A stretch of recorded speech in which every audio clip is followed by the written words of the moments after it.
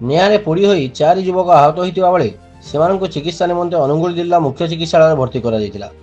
ଢେଙ୍କାନାଳ ଜିଲ୍ଲା ପରଜଙ୍ଗ ଅଞ୍ଚଳରେ 4 ଯୁବକ କାମ କରିଥାନ୍ତି। ସେମାନେ ରାତିରେ ଘରେ ଶୋଇଥିବା ସମୟରେ ସର୍ଟ ସର୍କିଟ୍ରୁ ନିଆଁ ଲାଗିଯାଇଥିଲା। କୌଣସି ଉପାୟ ନ ପାଇ 4 ଯୁବକ କୌଣସି ମତେ କବାଟ ଖୋଲି ଘର ବାହାରକୁ ଚାଲି ଆସିଥିଲେ।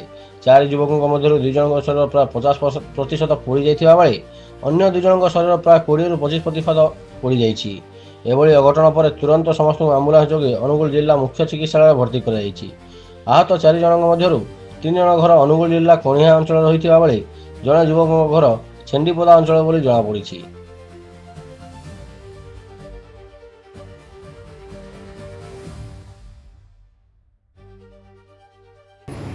କ'ଣ ହେଇଛି?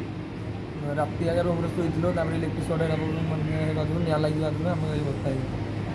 କେତେ ଜଣ ଥିଲ ରୁମ୍ରେ? 4 ଜଣ। 4 ଜଣ ନିଆଁରେ ପୋଡ଼ି ଯାଇଛ? ଆଜ୍ଞା। ତମକୁ କିଏ ବଞ୍ଚେଇଲା ରାତିରେ ଯାଇକି? ତାପରେ ନିଜେ ବାଟ ଭାଙ୍ଗିକି ପଳେଇ ଆସିଲୁ। ବାହାରିଲ? ଆଜ୍ଞା। ତାପରେ କୋଉଠି ଆଇଲ? ତାପରେ ଆମ୍ବୁଲାନ୍ସରେ ଘର କୋଉଠି ତମର? ଛେଣ୍ଡିପଦା। 4 ଜଣଙ୍କ ନାଁ କ'ଣ କହିଲ? ଶୁଭମ ଆଉ